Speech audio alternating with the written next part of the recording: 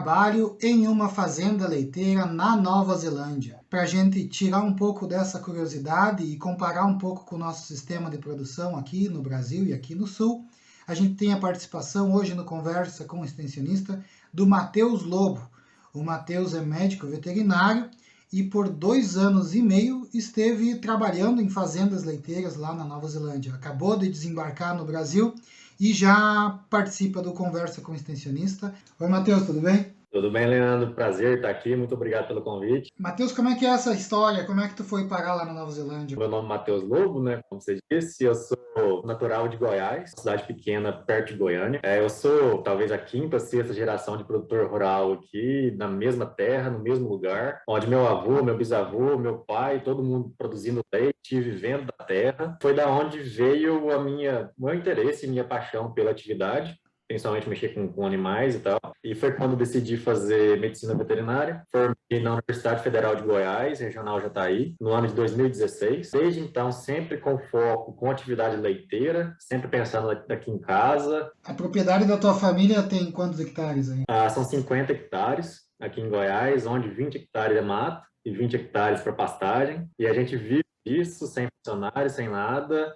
E tá aí o grande desafio, que é poder melhorar para poder conseguir viver bem a partir da propriedade, produzindo bem, com uma boa qualidade de vida, né? E foi da onde surgiu o meu interesse de continuar seguindo essa linha, pegando experiência. Chegou a dar consultoria aqui no Brasil? Eu trabalhei em fazenda no Brasil.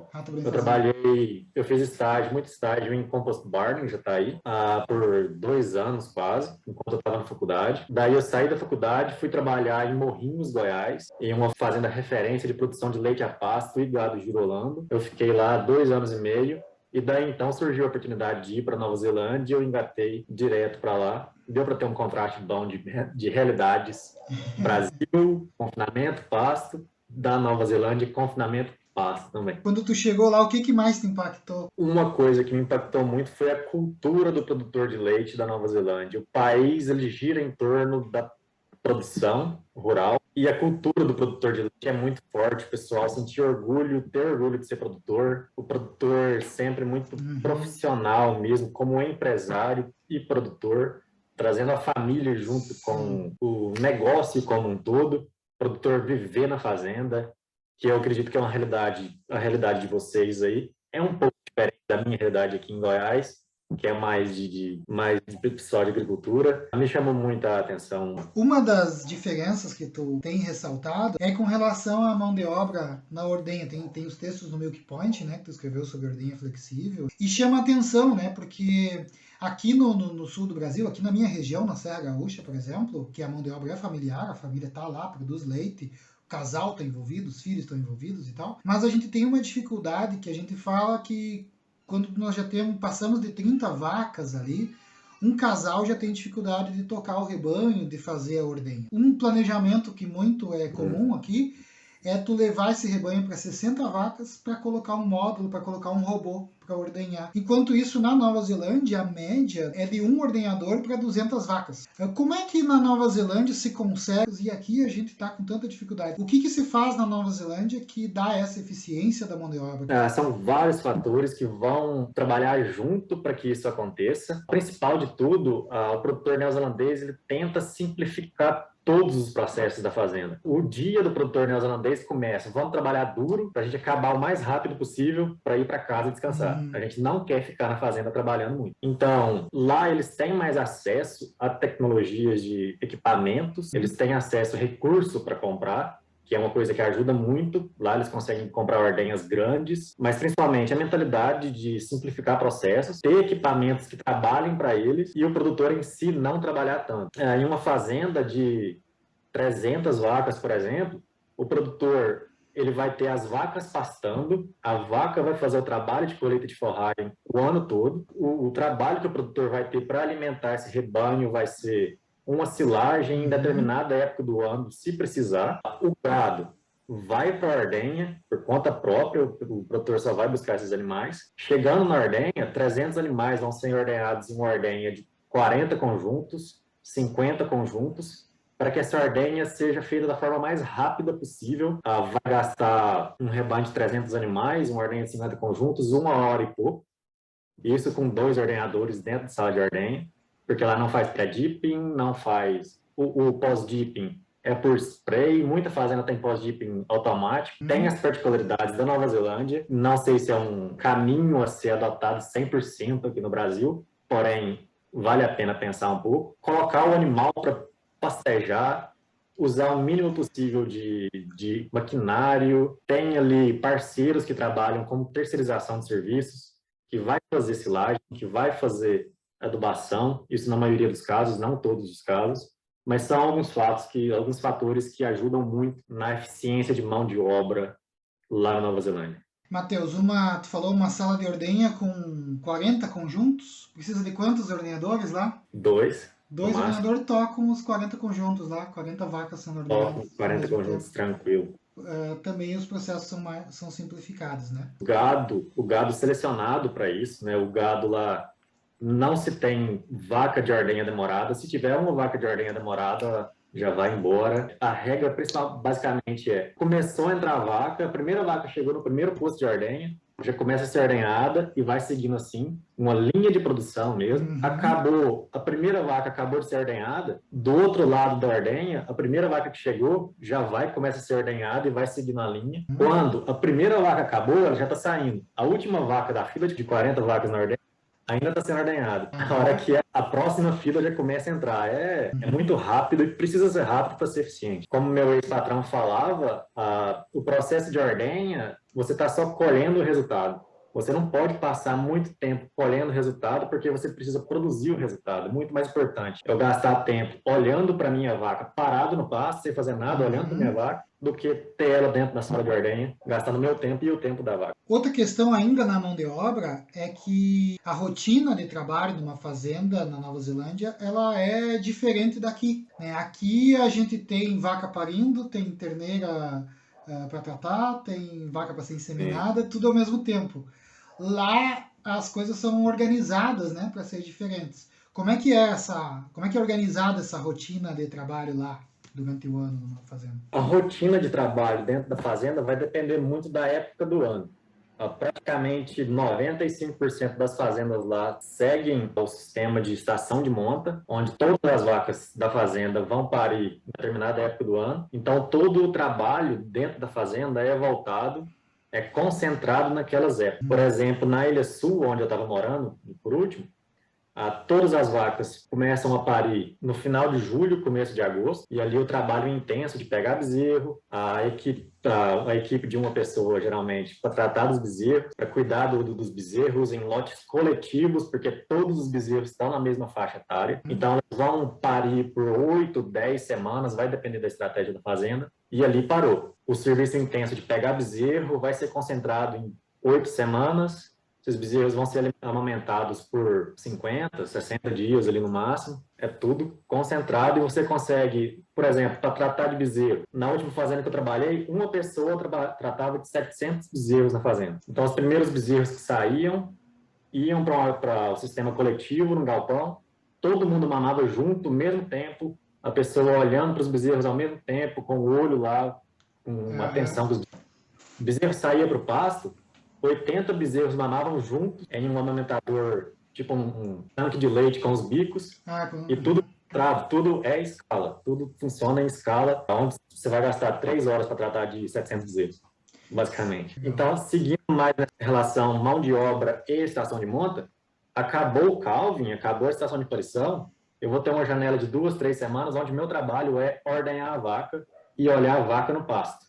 Ver se minha vaca está comendo, ver se minha vaca está perdendo peso, porque agora é a mais importante, que é a hora de preparar meus animais para a estação de monta, para emprenhar a vaca. Então, todas as semanas, geralmente ali no final de outubro, comecinho de novembro, todos os meus animais vão ser pintados com tinta no rabo, para facilitar a mão de obra, onde eu vou começar a acompanhar os animais que estão ciclando, para assim planejar o meu mating, planejar a estação de monta. De maneira geral, em Nova Zelândia, os animais são inseminados com cio natural só. Vai ter 3 semanas de inseminação cio natural. Inseminei baseado no que a tinta do rabo fala.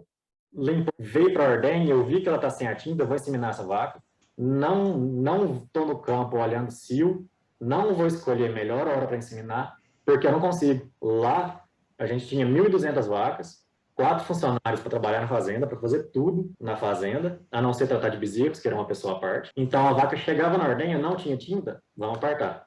Vamos apartar, depois da ordenha, traz todo mundo e vamos inseminar todo mundo. No final da estação, empregamos 92% das vacas. Então, funciona. Elimina um inseminador, porque eu posso contratar uma pessoa para trazer, ou então, se a gente tem um inseminador na fazenda, melhor ainda, fica mais barato, a gente consegue fazer.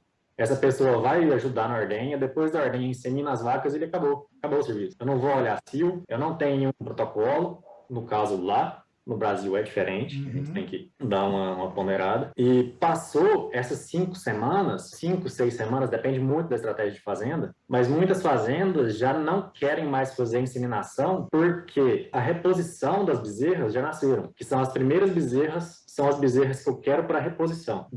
Não me interessa se nasceu gado de corte, bezerro cruzado com gado de corte, se nasceu macho, se nasceu até fêmea, muitas fazendas fazem, porque aqueles bezerros que nasceram por último já vão ser vendidos, vão ser criados para corte. Então, o que muitos fazem? Pega touro, coloca nas vacas para terminar a estação de monta, faz repasse. Eu eliminei 2, 3 horas de trabalho na fazenda fazendo isso, porque eu não preciso mais olhar para a tinta, eu não preciso repintar a vaca, eu não preciso apartar a vaca, nem inseminar a vaca. E ali, depois dessas 5 semanas de inseminação, fazendas usam 3 semanas, 2 semanas de touro para fazer repasse, acabou o intervalo ali de inseminação, tira os touros, acabou o problema da fazenda. Agora, isso geralmente a tradição na Nova Zelândia, eles fazem muito isso. Dia 24 de dezembro, tira os touros e aí começa o período que o produtor vai ter uma qualidade de vida muito melhor, porque 25 de dezembro em diante, muitas fazendas já começam a ordenhar uma vez ao dia, isso aí pensando em pastagem,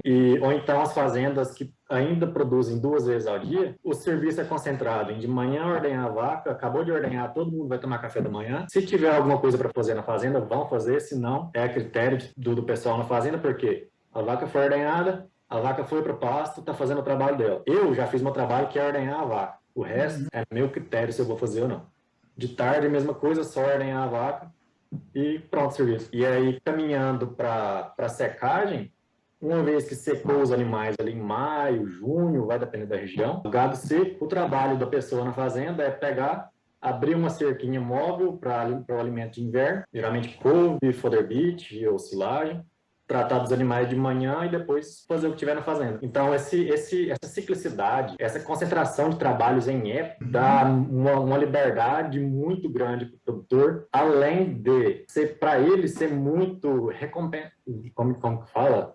Uma recompensa muito grande dele fazer isso, porque ele sabe, estação de parição, vou trabalhar muito, vou ter um intervalozinho, na inseminação, vou trabalhar bastante, mas menos que na parição.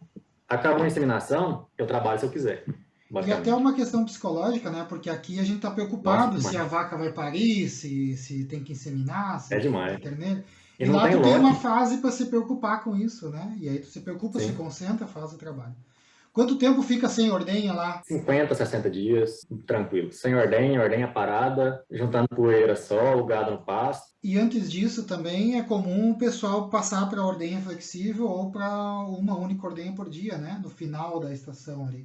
Se a gente pegar a realidade da Ilha Norte, que é uma realidade que parece muito com o clima tudo do sul do Brasil, chegou a parte da ciclicidade de chuvas, porque lá na Ilha Norte entrou 25 de dezembro em diante e já para de chover. Finalzinho de dezembro para de chover, vai ficar sem chuva até começo de fevereiro. Então é onde o pasto vai só acabando qualidade e disponibilidade de forragem. Então, animais que estão produzindo menos, é interessante para esse produtor passar esses animais para uma vez ao dia, a ordenha, que aí ele vai conseguir dar uma controlada mais na demanda de alimento por dia.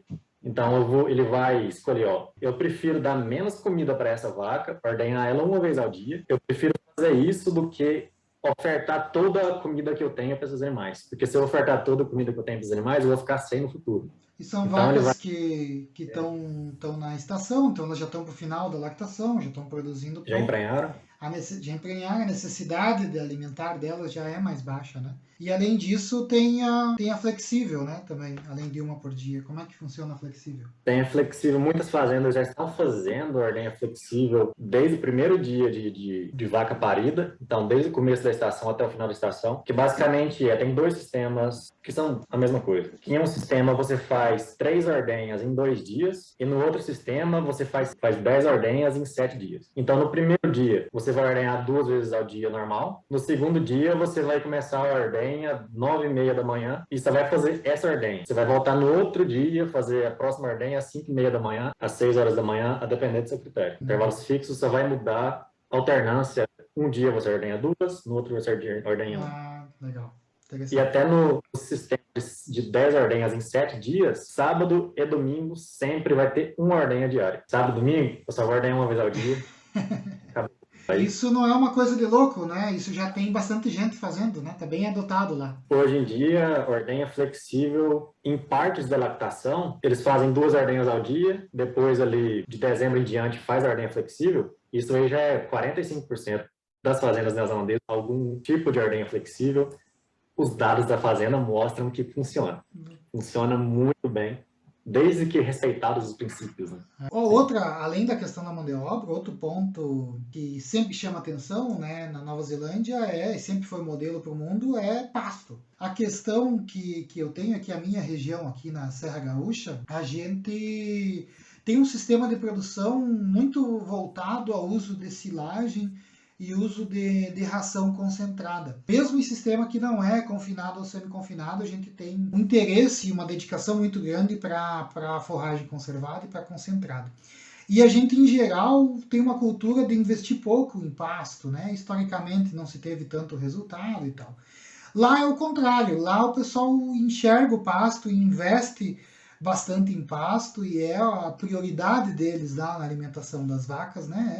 É o pasto. Como é que funciona isso lá? Como é que os produtores trabalham com pasto lá na região? Como é que eles enxergam isso? O produtor neozelandês vê o pasto como a principal matéria-prima da fábrica de produção de leite deles. Né? Então, a mentalidade, o foco em uma propriedade neozelandesa é você produzir a maior quantidade de pasto possível por área e o mais importante de tudo, você colher isso da forma mais eficiente possível. Eu costumo pensar que a propriedade neozelandesa pensa o pasto da mesma forma que uma propriedade confinada. Pensa a silagem, porque o produtor neozelandês sabe certinho quanto de pasto tem na fazenda, o quanto pode usar e a qualidade desse pasto. Então, as decisões de manejo da fazenda vão todas trabalhar em prol de uma colheita de um alimento de qualidade, colhido em quantidade, uma quantidade que eles sabem o quanto está colhendo, e ele não vai querer desperdiçar 1 quilo de pasto, porque ele sabe que vai faltar lá na frente. Então, ele aprendeu a manejar o pasto para fazer com que o pasto trabalhe para ele da mesma forma que uma silagem de milho trabalha para um produtor que tem confinamento. Inclusive, isso que nós estávamos falando antes, da estação de monta, ela também é feita em função de aproveitar ao máximo a época de produção do pasto. Sim, é outro fator muito interessante, porque trabalhando com o pasto, é impossível ter um pasto com qualidade o ano todo. E o produtor neozelandês ele não quer. Para ele, tanto faz, porque quando ele tem um alimento com qualidade e oferta suficiente, quando a produção de pasto é muito boa, ele tem os animais que precisam de um pasto com qualidade e com muita quantidade. Ao passo que, quando o pasto perde qualidade, os animais já não precisam desse pasto. Então, ele otimiza bastante a colheita e a produção de pasto e a eficiência de utilização de pasto. E se chega a trabalhar com concentrado, com forragem conservada também? Trabalha. A maioria das fazendas trabalham muito com piquei, que é um caroço de palma, que vem da Malásia, chega muito caro, com muito imposto na Nova Zelândia, muito caro mesmo. Algumas fazendas chegam a trabalhar com farelo de soja, só que é muito difícil as fazendas trabalharem, porque o custo chega muito alto. Só que a suplementação com concentrado na fazenda, ele visa principalmente só dar uma ajuda para essas vacas em questão de proteína e energia, principalmente energia na dieta dos animais, os animais que vão entrar na reprodução logo. Porque são pastagens que têm muita proteína, né? Tem um teor de proteína muito alto. Sim, a pastagem ajuda muito, né? Porque é um azevém na maioria das fazendas. ou até uma festuca. Azevém perene se usa mais, né? Azevém perene. Algumas fazendas usam o azevém anual como estratégia, mas basicamente o perene. E forragem conservada se usa também, silagem, coisa assim, em algumas épocas? Se usa. Se a gente for para a Ilha Norte, lá se planta bastante milho para usar de forma estratégica, principalmente como alimento com muita energia para esse animal recém-parido. Uma das técnicas que eu achei muito interessante, que eu nunca tinha visto aqui em Goiás, você armazenar o excesso de produção de forragem, de pasto, para você usar nos vazios forrageiros. Sim. Você vai ter um alimento de custo muito baixo, onde você gastou com o maquinário, com a operação de armazenar essa forragem. Você armazenar essa forragem, mas é que um bônus na sua eficiência de colheita e produção de forragem. Então, você vai conseguir, na fazenda que eu trabalhei por último agora, por exemplo, nós armazenamos o suficiente para 30 dias de alimentação exclusivo com silagem de pasto para esses animais. Só que a gente ainda tem outras fontes de alimento que a gente vai usar a silagem armazenada com a silagem de pasto armazenada, do excesso de produção, com outras forragens para, assim, suplementar esses animais, que já vai estar no período seco, já vai estar onde você pode alimentar menos os animais, porque tem uma exigência menor. Então, na verdade, é usada até algumas silagens, silagem de pasto, ou um pouco de concentrado que se consegue, mas é usado tudo em função do pasto, né? Pasto como principal, como matéria-prima. Aqui a gente faz o inverso, aqui a gente tem a silagem como principal e o pasto quando tem. O produtor neozelandês, ele vê a produção de leite baseada por área, não por vaca. Um exemplo esporádico. Chegou no verão, por exemplo. Eu tenho menos pasto na fazenda do que eu deveria ter. O que eu vou fazer? Eu vou suplementar com a silagem que eu tenho armazenado, silagem de pasto, pensando na saúde do meu pasto. Eu não quero pastejar meu pasto demais. Sim. Porque se eu fizer isso, se eu pastejar demais, eu vou ficar sem pasto na próxima rotação. Eu suplementando agora com essa silagem, eu vou pensar em uma sustentabilidade, um equilíbrio entre oferta e demanda melhor do meu rebanho. E eu não quero saber de produção de leite, eu quero saber se eu vou ter pasto lá para frente, que é o que vai me garantir que eu vou ter leite no final da estação. Se eu errar esse manejo, eu não vou ter leite no final da estação. E, Matheus, outra coisa que aqui, quando a gente trabalha com esses sistemas com bastante pasto também, um dos questionamentos é com relação à ureia no leite, né? Que poderia até afetar a reprodução e tal. Mas na Nova Zelândia as vacas comem bastante pasto, e pasto de alta qualidade, com alto valor proteico, inclusive, né? Como é que fica a ureia no leite lá? Como é que fica a reprodução? Afeta, atrapalha? A ureia do leite é delicado lá, porque tem o azevém. O azevém na primavera, ele vai dar lá 26% de proteína bruta, muito alto, com a energia não tão alta assim para acompanhar, né? E acaba que quando as vacas estão parando para inseminação, é a mesma época em que a ureia do leite vem mais alta. Então, a ureia do leite sempre vai, o nitrogênio por aí, sempre vai estar lá seus 15, 17, eu já vi a análise de 20, justamente no período pré-inseminação. E esses animais, recebendo essa forragem, o FDN muito baixo, a taxa de passagem muito alta, o nitrogênio ureico muito alto, no final da estação tiveram 90% de vacas prenhes, sem protocolo, isso com um animal adaptado, um animal pequeno, um animal muito saudável, um animal adaptado para o sistema, com um desafio muito grande em cima deles e ele entregando o resultado, que é uma vaca prenhe no final da estação, produzindo um bom leite. A ureia no leite ela é pensada em um outro sistema de produção, né? Quando a gente vai para o sistema na Nova Zelândia, talvez a gente não possa extrapolar esses dados para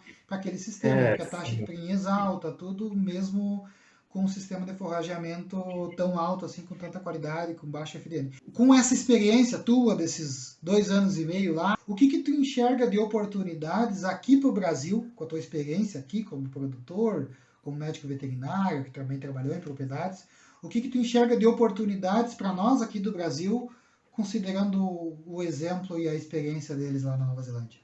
Como oportunidade, a gente consegue produzir muita forragem, a gente consegue produzir basicamente o dobro de forragem por hectare do que um neozelandês consegue. Então, como oportunidade, a gente aprender mais como usar, colher pasto de forma eficiente, assim como produzir também, né? A gente consegue trabalhar bastante, mas colher de forma mais eficiente possível, aliado a uma estratégia em que a fazenda, a propriedade trabalhe em torno da forragem não a forragem em torno do animal. A filosofia de vida de produtor neozelandês, seja de leite, de corte, de ovelhas, é ter um custo baixo de produção, que é o que vai manter ele vivo na atividade. A gente, há 4 anos atrás, teve uma crise feia lá, onde o preço do leite foi muito embaixo. Eles conseguiram sobreviver porque o custo de produção nunca nem chegou perto de ser mais alto do que o valor pago.